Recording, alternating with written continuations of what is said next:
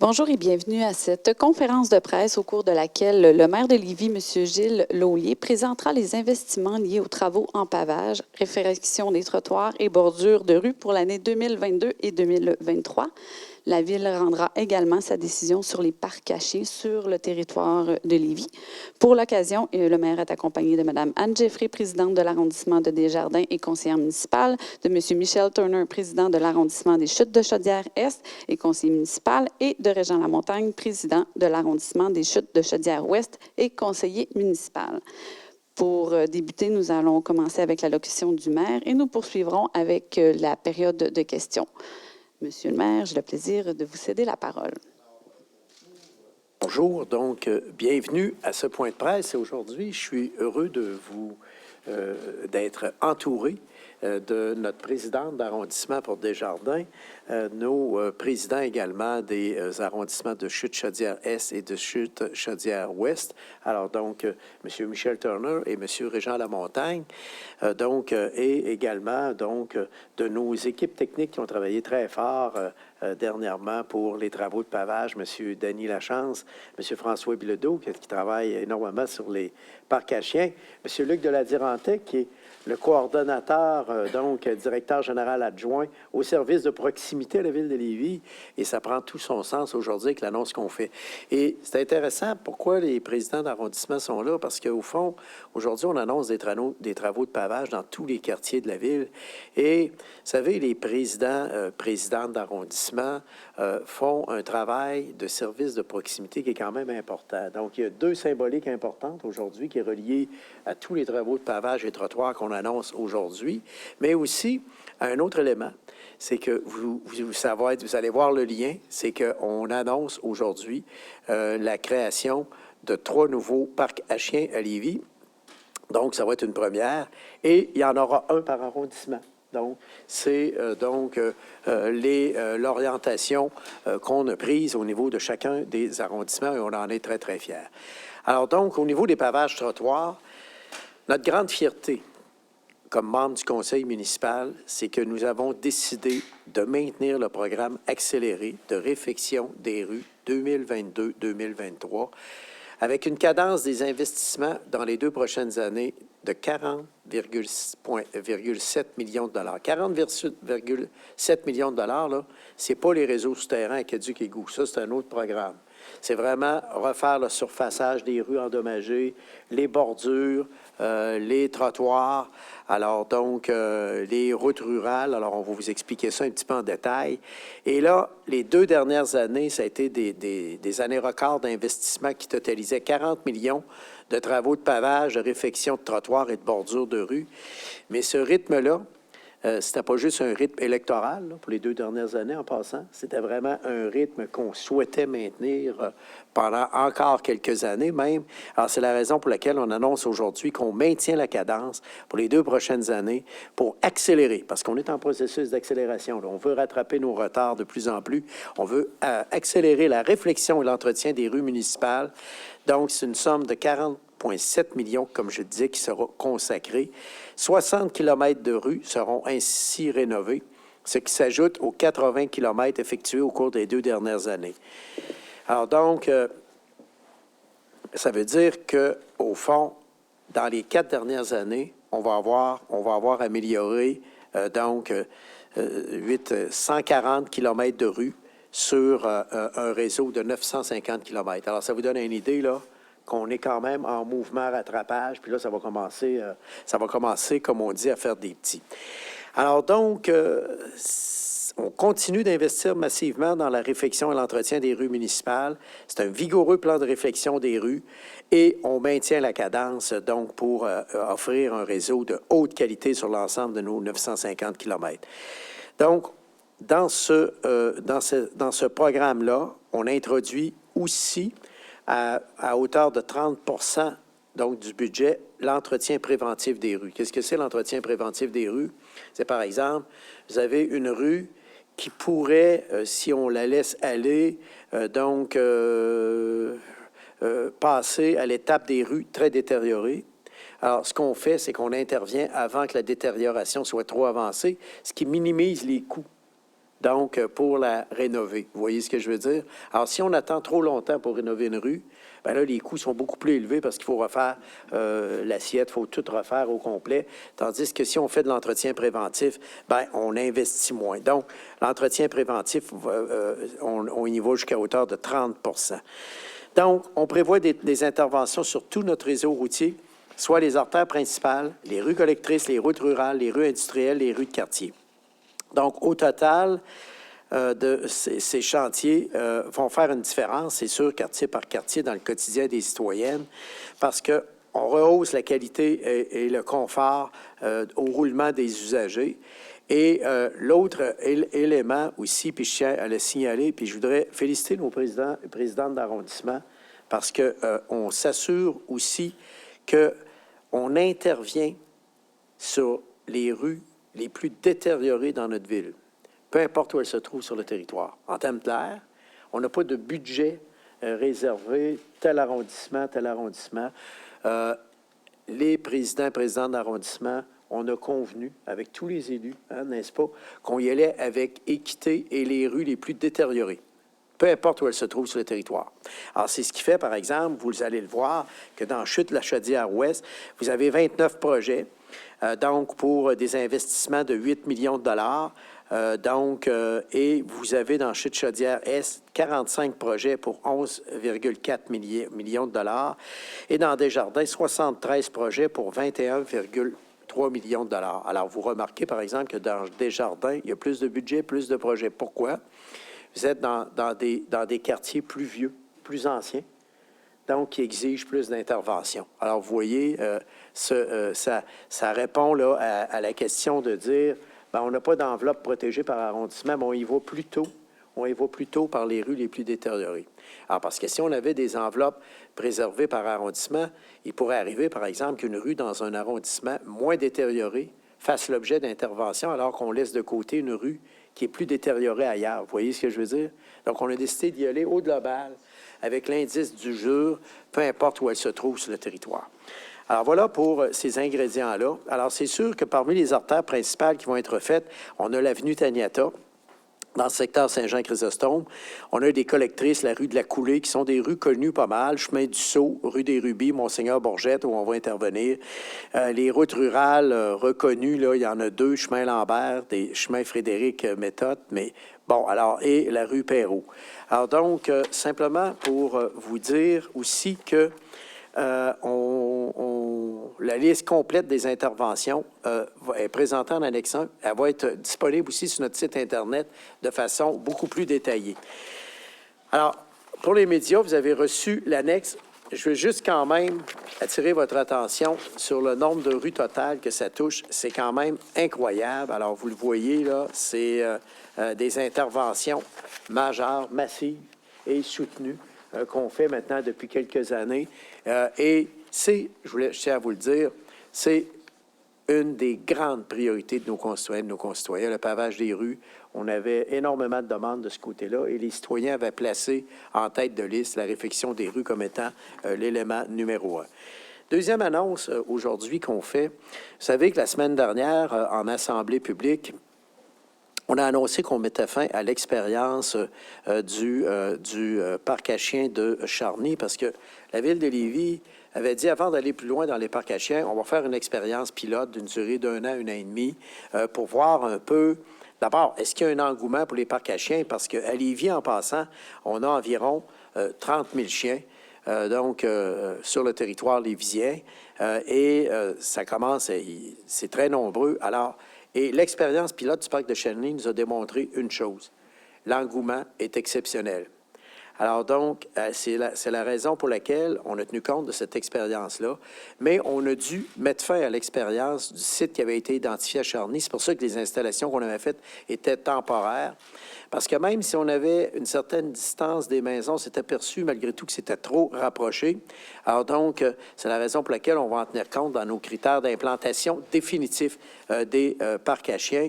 Mais ce qu'on annonce aujourd'hui, qui est une excellente nouvelle, c'est qu'à la lumière de l'expérience pilote de Charny, qui a démontré hors de tout doute l'engouement beaucoup plus important que ce qu'on avait anticipé envers les parcs à chiens, Alors, c'est plus important que ce qu'on avait imaginé.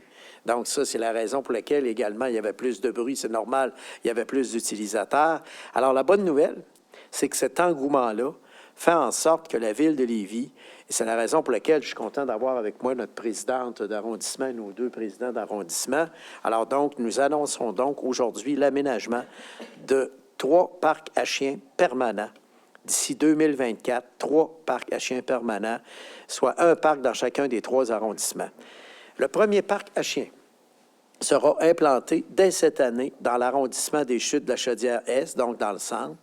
Secteur Saint-Romuald, Charny, ces coins-là. Et le deuxième, en 2023, le deuxième parc à chiens sera réalisé dans l'arrondissement des Chutes de la Chaudière. Et enfin, le troisième parc à chiens sera aménagé en 2024 dans l'arrondissement de Desjardins. Ces parcs à chiens-là seront spécifiques sous la coordination de la Ville de Lévis. Maintenant, jusqu'à la réalisation du premier parc à chiens dans l'arrondissement des Chutes de la Chaudière, soit complété en 2022, parce qu'on prévoit dès 2022 l'implantation du parc, mais vous allez comprendre qu'il faut que la neige fonde, bon, etc., et puis prendre le temps de faire les travaux. Nous allons offrir aux propriétaires de chiens, donc suite à l'expérience pilote de Charny, pour qu'ils puissent avoir accès à un site temporaire et sécuritaire, donc d'ici là. On met fin à l'expérience pilote du parc canin de Charny environ vers la fin avril. On devrait y avoir mis fin. Alors, ce qui correspond un peu aux attentes des citoyens qui étaient dérangés par les bruits. Alors donc, et il y aura une solution temporaire, aménagée très, très, très rapidement. Et en même temps, on va travailler sur le parc à chiens permanent dans la Chute de la Chaudière d'ici la fin de l'année 2022. Alors, c'est une bonne nouvelle pour les propriétaires de chiens puisque on développe un parc à chiens par année à partir de 2022. 2022, 2023, 2024. Nous aurons donc, à la fin 2024, 3 nouveaux parcs à chiens sur le territoire de la Ville de Lévis. L'expérience du projet pilote nous a confirmé que le besoin est là et que la mise en place d'un lieu sécuritaire où les chiens peuvent bouger librement est démontrée, et qu'au cours des dernières années, on a voulu assurer une cohabitation, on veut aussi assurer une cohabitation harmonieuse entre les usagers d'un parc canin et le voisinage. Et on a déjà revu notre réglementation sur les nuisances. Donc, la quiétude des résidents, de même que l'expérience client, vont donc être bonifiées dans les futurs parcs. De plus, je rappelle aussi aux propriétaires de chiens qu'en vertu de notre réglementation, les propriétaires de chiens ont accès à l'ensemble des quelques 250 parcs et espaces verts de la Ville selon les dispositions en vigueur. Dispositions en vigueur, c'est sûr que si on se promène dans un parc public, parc de voisinage, etc., où il y a des enfants, alors il faut que le chien, évidemment, on ait une laisse, là, mais on peut utiliser nos parcs et espaces verts pour la promenade de nos chiens. La relocalisation du parc de Charny est maintenant en préparation la nouvelle mouture de parc à chiens va donc tenir compte des enseignements de l'ensemble de l'expérience pilote. Monsieur Bilodeau, d'ailleurs, qui est ici présent, avait organisé une série de consultations, de soirées d'information aussi. Alors, on a pris en note tous les commentaires des gens. Alors, c'est sûr qu'on va tenir compte de tous ces éléments-là. On va tenir compte de l'expérience pilote pour laquelle on a déposé un inventaire au comité exécutif. Et puis, à partir de là, nous allons de l'avant. Alors, je tiens à souligner également la patience des résidents du secteur dans le cadre du projet pilote de Charny. Et nous réitérons notre volonté d'offrir des installations adéquates aux propriétaires de chiens. C'est certain. Donc, le vivre ensemble, on l'a vu avec l'expérience pilote, c'est une condition de succès pour la réalisation de tout projet et la participation citoyenne, en passant, sera au cœur des projets à venir. Ce que nous allons faire, c'est qu'au cours des prochaines semaines, nous ferons appel aux citoyennes, aux citoyens, en particulier les propriétaires de chiens, pour former un comité de suivi et de gestion des 3 parcs à chiens qui vont accompagner notre direction de la vie communautaire dans, disons, le suivi, le respect de la réglementation et ces éléments-là. Donc, on va lancer un appel de projet auprès de, je vous dirais, l'ensemble de nos concitoyennes, nos concitoyens, et on va former ce comité-là, donc, pour stimuler la participation citoyenne. Donc, on va faire appel aux citoyennes et aux citoyens qui souhaitent s'impliquer et contribuer à la gestion efficace des nouveaux parcs à chiens et assurer le bon voisinage. Les détails de cette initiative vont être dévoilés au cours des prochaines semaines. Il s'agit de consulter Parc Canin, Ville de Lévis, pour suivre l'évolution du projet. Alors, une bonne nouvelle pour les citoyennes et citoyens de Lévis. Donc, 3 nouveaux parcs à chiens d'ici 2024. Et n'eût été de l'engouement, pour l'expérience pilote de Charny, c'est certain qu'on ne sera pas allé aussi loin que ça. Alors, on est très fiers de le faire aujourd'hui, de l'annoncer, que nous allons de l'avant, maintenant, avec cette mouture de 3 nouveaux parcs à chiens. Alors, ben voilà ce qui fait le tour un petit peu pour les annonces d'aujourd'hui. Et je vois aussi, il y a M. Denis Lachance, M. François Bilodeau, M. Lec de la Durantaye et M. François Bélanger, qui, en passant au niveau de l'entretien des infrastructures, M. Bélanger est très occupé. Vous avez vu, il est arrivé quelques minutes en retard. Vous savez pourquoi? C'est que M. Bélanger dirige, ou en tout cas travaille avec une équipe, tenez-vous bien, parce que là, on a décidé de mettre le paquet parce que c'est pas une année ordinaire pour les nids de poules, je pense. Alors, donc, M. Bélanger pilote une équipe de 50 personnes qui est déjà à pied d'œuvre pour colmater les nids de poules. Alors, on vous dit, là, c'est déjà commencé, n'est-ce pas? Vous êtes sur le terrain au moment où on se parle? Oui, effectivement. Peut-être qu'aujourd'hui et demain nuit un peu à notre cadence, mais sinon, oui, tout est mis en place là, pour les prochaines semaines. C'est ça. Alors, il ne faut pas oublier aussi que dans la réfection des nids de poules, dans les villes, c'est sûr que nos concitoyennes et nos concitoyens nous font des appels en disant, bon, il y a un nid de poule ici, un nid de poule là. Mais vous savez qu'à un moment donné, la problématique est toujours reliée au fait que là, actuellement, on a accessible qu'à du pavage qu'on appelle du pavage froid, n'est-ce pas? Alors, le problème du pavage froid, ça ne colle pas, c'est temporaire. Alors, il faut attendre vraiment que les plants de pavage chaud ouvrent. Ça ouvre à quel moment, ça, à peu près? Généralement, après la période de dégel. Donc, on doit s'attendre à la mi-mai. À la mi-mai. Alors, vous voyez comment ça prend du temps avant d'avoir le vrai pavage qu'il faut, qui nous permet de colmater de façon plus permanente les trous. Mais sachez qu'on va être à pied d'œuvre avec le pavage froid, c'est bien ça? Alors, avec le pavage froid, là, c'est parti, mais on espère un dégel hâtif pour être à l'ouvrage. Mais déjà, on a 50 personnes qui sont à pied d'œuvre pour réaliser le colmatage de nos nids de poules. Et souvenez-vous, il y a quelques années, je l'avais annoncé parce qu'on était très fiers de ça. Je pense que nos concitoyennes et nos concitoyens peuvent également, à partir de leur téléphone, nous identifier les nids de poules ou l'endroit où ils sont. Si le nid de poule est là, bien, automatiquement, ils tombent dans la banque de données de la Ville. Alors, c'est un aspect nouveau et innovateur qu'on avait ajouté. Donc, les citoyens peuvent identifier les nids de poules pour qu'on puisse les ajouter à la liste et les colmater le plus rapidement possible. Alors, voilà pour l'annonce. Je vous laisse la parole maintenant au niveau des médias. Voilà. Merci beaucoup, M. le maire. Nous allons maintenant prendre les questions concernant les sujets du jour. Pour les journalistes à la maison, je vais vous demander de lever tout simplement la main. Je vais vous adresser la parole. Pour les journalistes qui sont avec nous en salle, on vous demande d'aller au micro, s'il vous plaît, de vous nommer et d'indiquer le média que vous représentez. Donc, on va y aller avec une première journaliste en salle. Oui. Bonjour tout le monde. Est-ce que ça fonctionne? Oui, OK. Émilie Pelletier, Jour au soleil. En fait, je voulais savoir tout d'abord, peut-être pour les parcs à chiens, est-ce qu'il y a déjà des sites qui ont été identifiés? On est actuellement à peaufiner tout ça. Alors, dès que les sites de parcs à chiens vont être connus, nous allons rendre publique l'information. Mais là, on a lancé officiellement l'opération. Donc, ça va aller assez vite.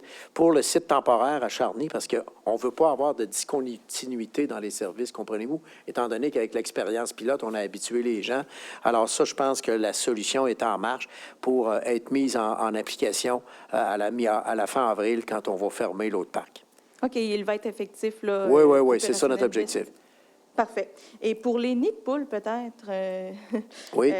À qui de droit de répondre? Oui. Plutôt la semaine dernière, si je ne m'abuse, ou la semaine précédente, la Ville de Québec avait également fait le point sur les nids de poules. On disait qu'effectivement, c'était une grosse année. Malgré tout, on s'est engagé à procéder aux réparations lorsqu'il y avait un signalement dans un délai de 3 jours. Je me demandais ici à Lévis, qu'en est-il? Ah, je pense que c'est plus rapide.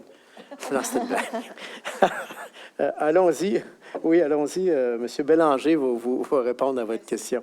Merci. Effectivement, c'est le même délai qu'on se donne. Donc, on se donne 3 jours pour pouvoir faire les réparations. Donc, effectivement, on invite la population à utiliser par le site Web. C'est le meilleur moyen parce qu'on vient géolocaliser l'endroit précis où est-ce qu'on a un nid de poule. Donc, ça aide grandement nos équipes à faire le colmatage. Donc, on invite effectivement la population à utiliser ce moyen-là. Est-ce qu'on sait combien ont été colmatés cette saison-ci jusqu'à présent? Non, je n'ai pas le chiffre exact, mais on en a une bonne quantité, en toute honnêteté, mais je n'ai pas le chiffre exact. Parfait, merci. Est-ce qu'il va y avoir un deuxième tour pour d'autres sujets? Oui, on va faire un deuxième tour là, pour les questions concernant d'autres sujets. Concernant le sujet du jour, M. Éric Deschaines du Journal de Lévis, allez-y. Oui, bonjour. Oui, bonjour. Est-ce que ça fonctionne? Oui, on vous entend bien. Oui, merci. Donc, pour le parc à chiens à Charny, le projet pilote, il y a beaucoup de propriétaires de chiens. Il y a une pétition qui a été lancée, puis ils croient que la décision de votre administration, M. Laulier, de mettre fin au projet pilote, ça s'explique par l'implantation prochaine d'un parc industriel léger au coin de l'avenue de la Rotonde, puis du chemin de Charny, puis que ce serait ce parc industriel-là qui vous aurait incité à mettre fin au projet pilote. Qu'est-ce que vous avez à répondre à ces citoyens? Strictement rien à voir. C'est tout. Ça n'a strictement rien à voir. Merci. Aucun lien. Puis, en lien... Bien, vous savez que sur les médias sociaux, on peut faire circuler des rumeurs, mais je vous confirme que c'est une rumeur non fondée. C'est pour ça que je vous pose la question pour vérifier. Puis, en lien Est-ce avec qu'il y aurait quelque chose à résidents du ajouter secteur, là-dessus au niveau des arrondissements? Ça va? Ça touche même pas les mêmes lots. Ça n'a aucun rapport. OK. c'est pour ça que je voulais vérifier, M. le maire. Puis, OK. en lien avec les citoyens du secteur, là, les riverains là, du projet pilote, est-ce que la Ville va leur donner des compensations pour les conséquences qu'ils ont vécues? La Ville ne compense pas lorsqu'elle elle implante des parcs et espaces verts. C'est pas prévu. Il n'y a aucune loi qui prévoit ça, là. Non, il n'y aura pas de compensation. Merci. C'est une expérience pilote qu'on a faite. Si c'est avéré que l'expérience était concluante, nous aurions conservé le parc à cet endroit. C'est sûr que l'implantation d'un parc amène toujours un minimum de nuisances, là. Si on pense qu'on implante un parc, mettons par exemple, je vous donne un exemple, si j'implante un jeu d'eau dans un parc, bien c'est sûr que j'active un achalandage, donc j'active un peu plus de bruit, c'est normal.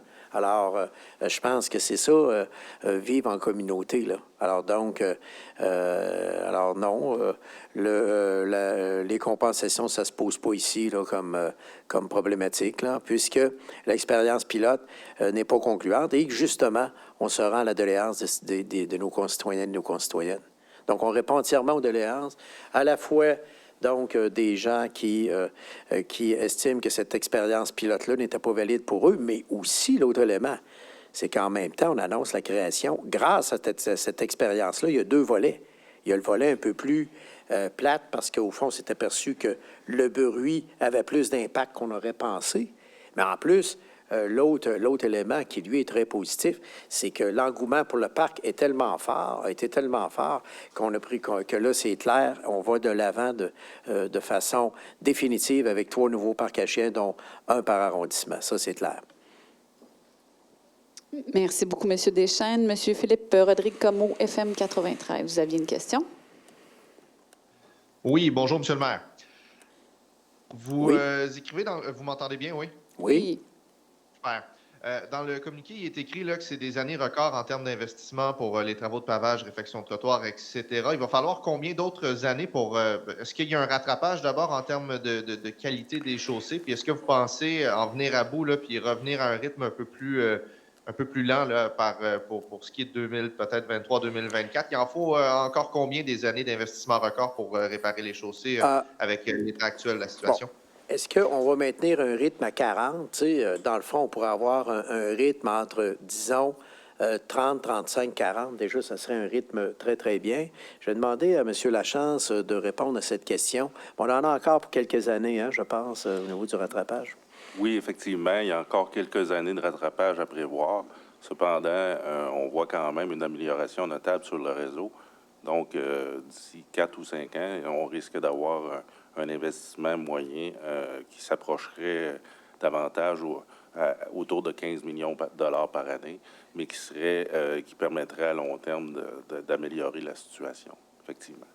Alors, vous voyez un petit peu là, l'impact que ça a. Donc, encore pendant peut-être un 4-5 ans, on va poursuivre un tempo assez élevé de réalisation. Mais on sent, là, parce que regardez juste la liste dans l'annexe, vous allez voir, c'est énorme le nombre de rues qui se fait. Donc là, on sent qu'au niveau de nos concitoyennes et nos concitoyens, les gens nous le disent, là, on sent que les rues commencent à être mieux entretenues. Et donc, une fois le rattrapage fait, parce que je vous le cache pas, moi, quand je suis arrivé en 2013, je vous donne juste un chiffre, là, on était à peu près à 4,5 millions, 5 millions par année. Et là, si vous divisez les 2 années, 40 millions, on est à 20 millions par année. Alors, ça vous donne une idée de l'ampleur des investissements qu'on est en train de faire. Alors, entre 4,5 5 millions, je veux dire, c'est une marge qui est très, très forte. Alors donc, on est déterminé à reprendre les retards là-dedans. C'est des demandes aussi que reçoivent beaucoup nos présidents et présidentes d'arrondissement. Les membres du conseil municipal dans chacun de leurs quartiers recevaient beaucoup de demandes à cet effet-là sur le niveau élevé de détérioration de nos rues. Alors, ça fait maintenant, depuis 2015 qu'on a commencé à augmenter la cadence. On est passé de 5, 6, on est monté à 8, à 10, à 12. Là, on est monté à 15 à un moment donné. Et là, on est rendu à 20 par année depuis 4-5 ans.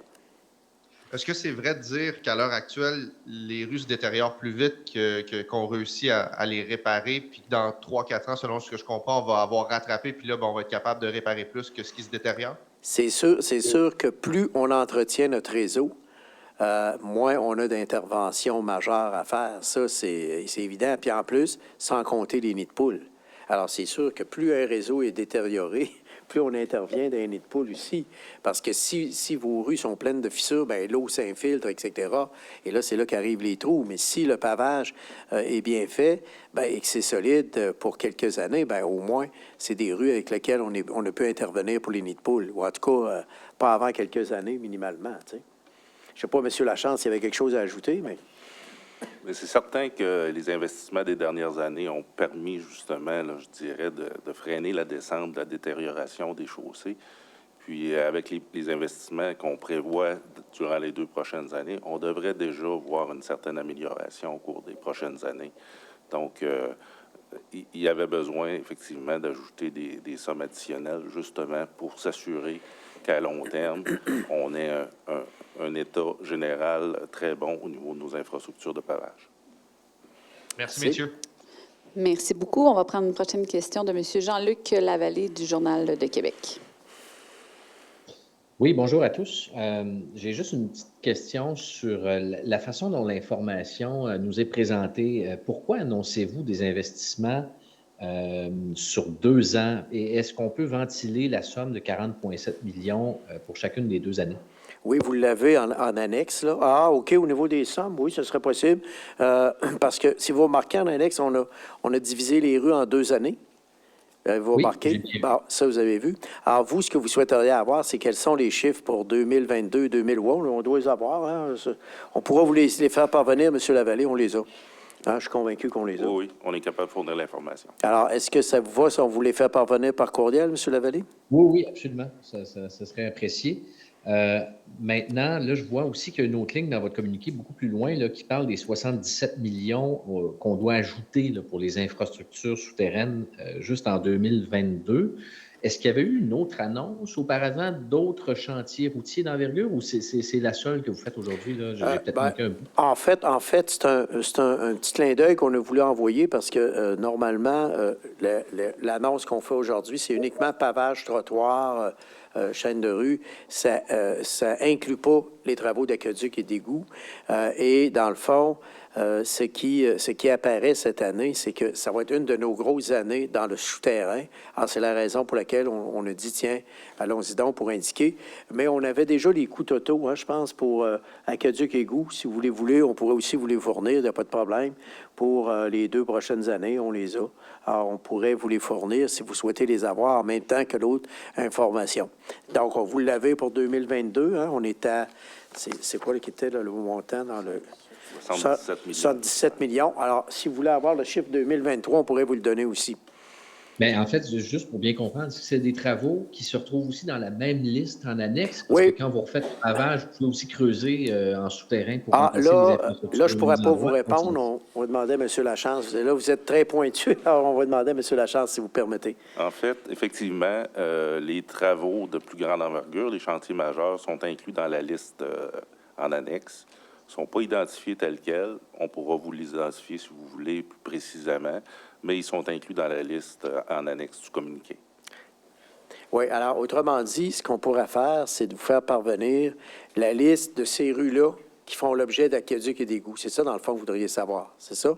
en fait, ce que je veux savoir, c'est combien vous investissez dans votre réseau routier au total pour l'année en cours, l'année 2022. Puis là, je ne suis pas capable de faire cet arrimage-là à cause de la façon dont l'information est présentée. Sur 2 ans, juste pour le volet pavage et sur 1 an pour le volet infrastructure, mais c'est des chantiers routiers aussi là, qui impactent les gens. Donc, c'est pour ça que je vous parlais de la façon dont l'information est présentée. Bon, ben, J'essaie de à ce concilier moment-là, les deux infos. Bien, justement, c'est parce que nous, on ne veut pas non plus mélanger les gens. C'est la raison pour laquelle l'annonce qu'on fait, c'est pavage, trottoir et chaîne de rue. Maintenant, avec ça, il y a les infrastructures souterraines. Alors, donc, l'investissement est de 70 millions pour l'année 2022. On va vous fournir... Oui, allez-y, M. Lachance. Bien, il faut comprendre un peu aussi que le montant inclus de 22-23 inclut... On a retiré, si on veut, la partie pavage, réfection de pavage, bordure trottoir des chantiers majeurs pour l'inclure à l'intérieur même de l'enveloppe totale de travaux de surface, c'est-à-dire pavage, bordure trottoir. Le 77 millions qu'on a indiqué pour 2022, c'est exclusivement les travaux de souterrain d'aqueduc égout, simplement. Donc, on a additionné, si on veut. On a pris les travaux de pavage qu'on fait dans les chantiers majeurs pour les inclure dans l'enveloppe de pavage global pour les années 22 et 23.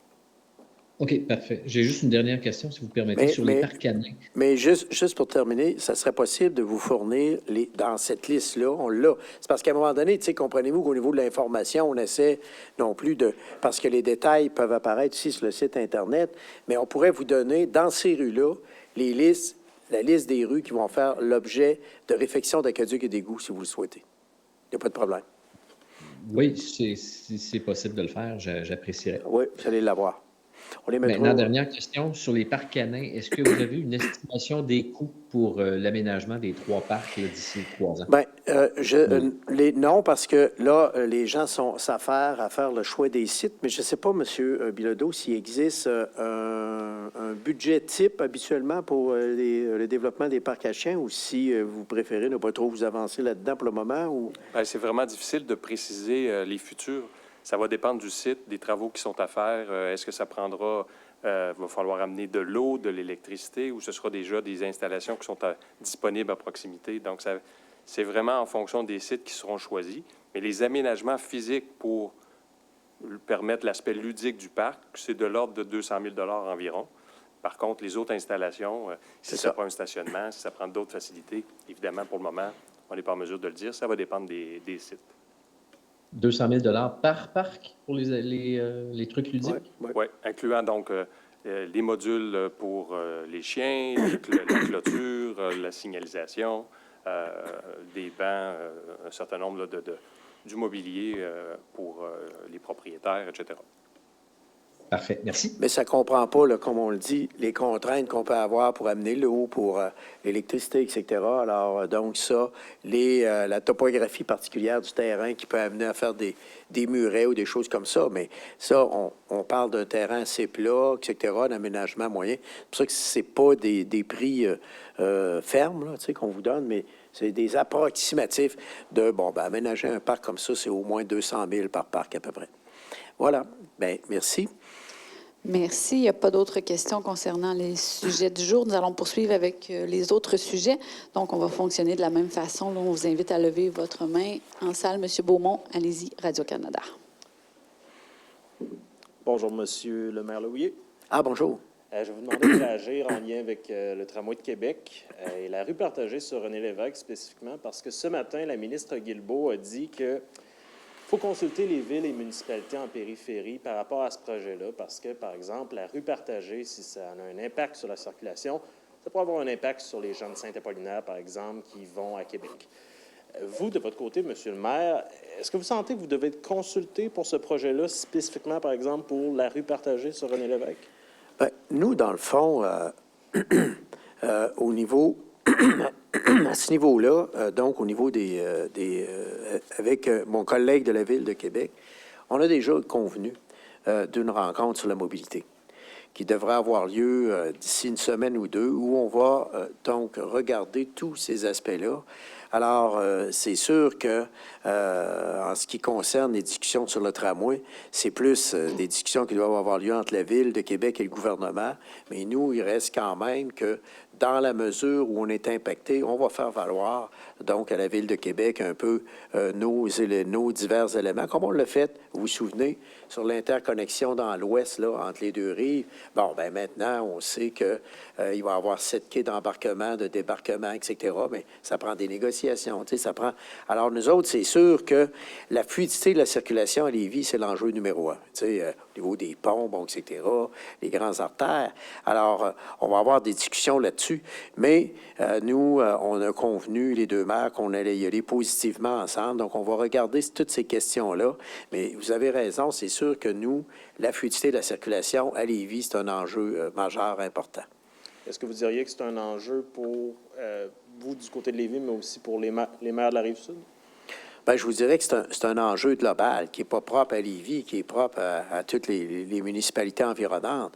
Mais au fond, il faut, comme je le disais, y aller étape par étape. Nous, on a un dossier de la mobilité durable sur lequel on travaille avec la Ville de Québec, qui contient, entre autres, puis je vous donne des exemples, toutes les intégrations tarifaires, ces éléments-là.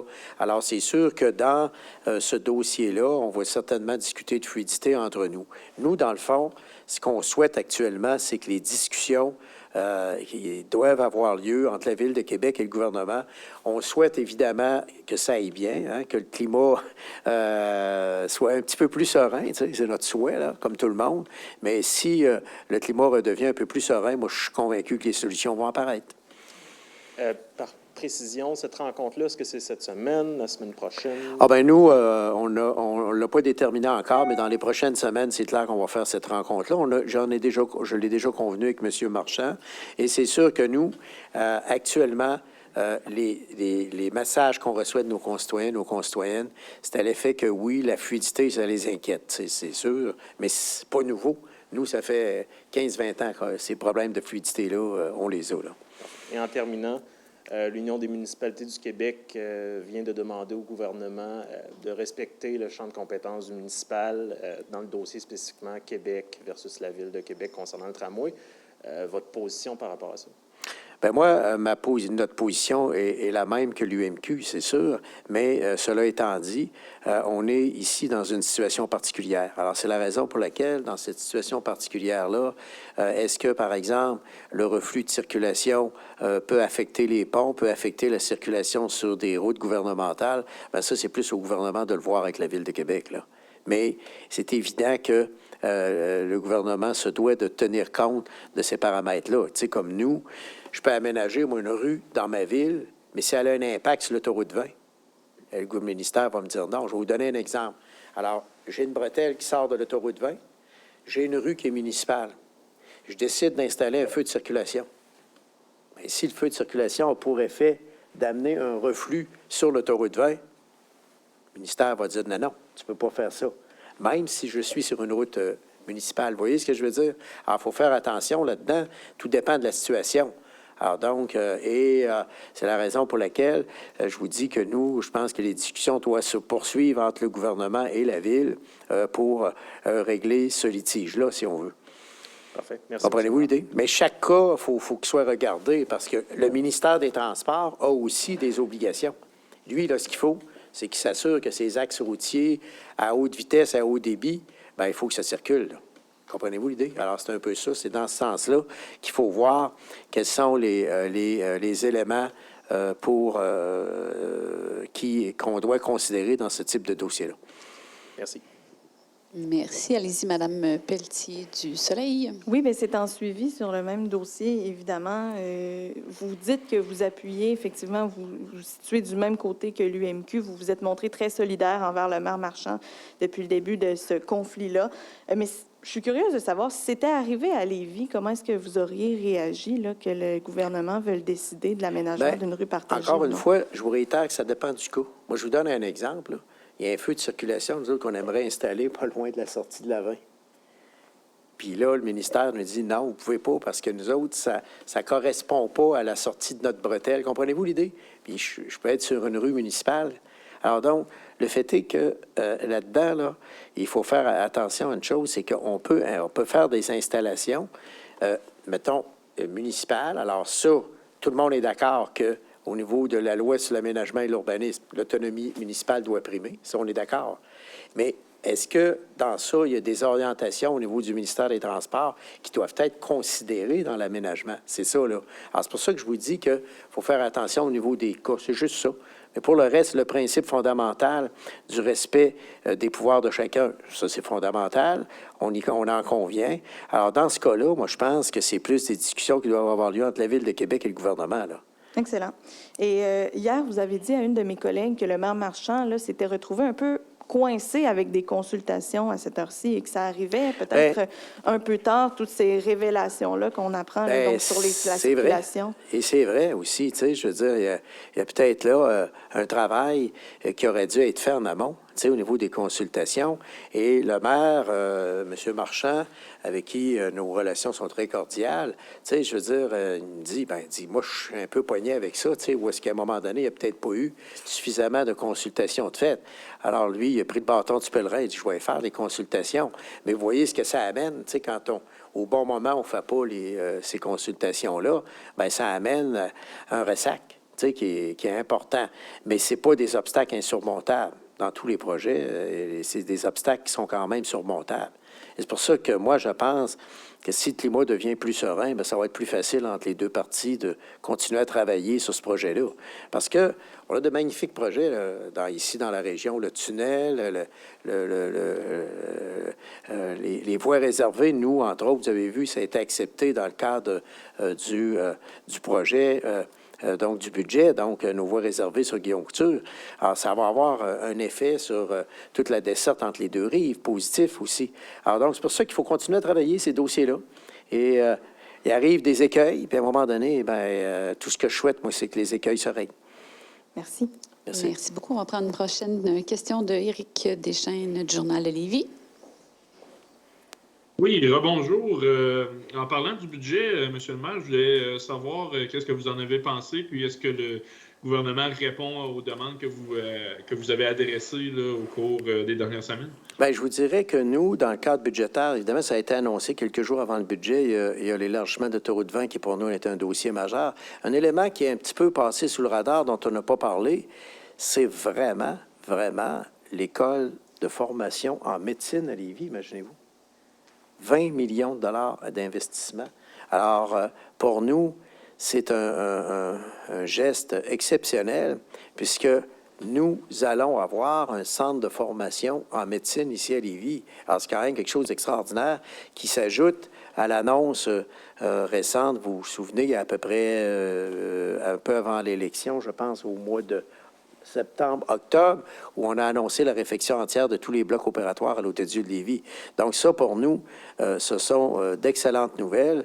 Alors, au niveau des autres bonnes nouvelles aussi, c'est que nous, on va continuer à travailler donc avec le gouvernement sur nos voies réservées. Alors ça, on a le OK pour fonctionner.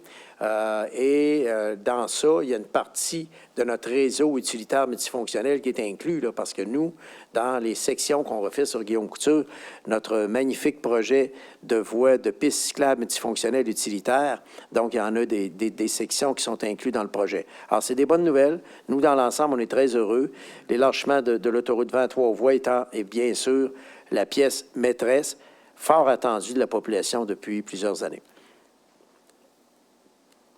Merci beaucoup. Merci beaucoup, M. Rodrigue Comeau, FM 93. Allez-y. Monsieur le maire, à la lumière des données qui sont disponibles concernant les effets d'une rue partagée sur le boulevard René-Lévesque, sur la circulation à la tête des ponts, etc., quelle est votre position? Est-ce que ça vous dérange l'idée d'une rue partagée ou de portions de rue partagée sur le boulevard René-Lévesque pour les effets que ça aurait du côté de la rive sud, des gens qui veulent traverser? C'est quoi votre position là-dessus? Est-ce que vous êtes ouvert à ce que ça se déploie ou vous êtes contre comme le gouvernement? Nous, on n'est ni pour ni contre. Comme je dis, c'est des discussions qui doivent avoir lieu entre le gouvernement et la Ville de Québec. Mais il y a une chose qui est sûre, c'est que nous, on a quand même actuellement, ce que nos concitoyennes nous font valoir, c'est qu'il va falloir qu'on regarde cette problématique globale de la fluidité de la circulation. Et un des éléments majeurs, donc reliés à cette fluidité de la circulation, c'est souvent tout le trafic de transit. On en parle souvent du trafic de transit et on sait précisément que l'objectif du tunnel entre Québec et Lévis, c'est justement au niveau des automobiles de faire en sorte que le trafic de transit puisse utiliser cette portion de tunnel-là, ce qui éviterait donc d'avoir accès au centre-ville de Québec, d'être obligé de passer par le centre-ville de Québec pour aller du point A au point B. Donc, on est une des seules grandes régions qui n'a pas de bypass. Et là, je pense que le moment est venu d'indiquer que le tunnel est la solution, encore plus aujourd'hui, d'éliminer au moins, ou en tout cas de canaliser une bonne partie du trafic de transit dans le tunnel, dont l'objectif du tunnel au niveau automobile, je vous le rappelle, c'est de relier les autoroutes entre elles. Point.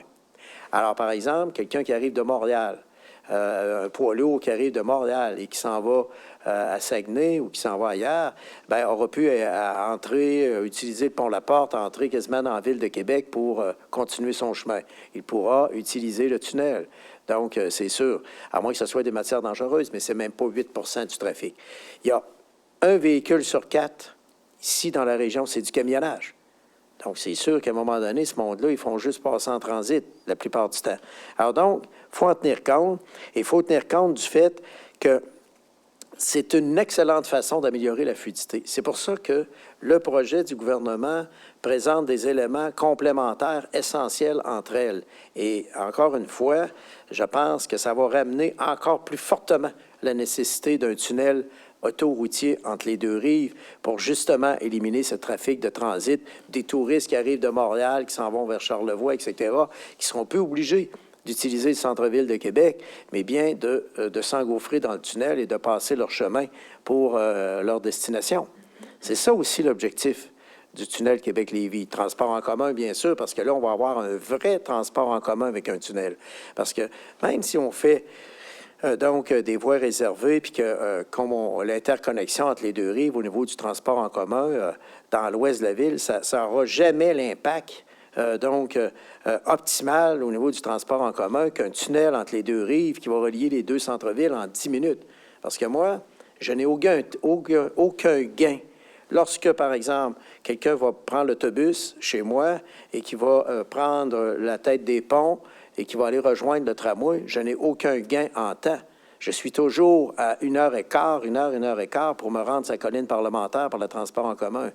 Lorsque le tunnel va être réalisé, je relie les deux centres-villes au niveau du transport en commun en 10 minutes. Et qui plus est, je permets au trafic de transit d'éviter de passer par les ponts La Porte et le centre-ville de Québec. Alors moi, je pense qu'on a intérêt à discuter davantage de ces éléments-là qui, à mon avis, peuvent régler tous ces problèmes-là.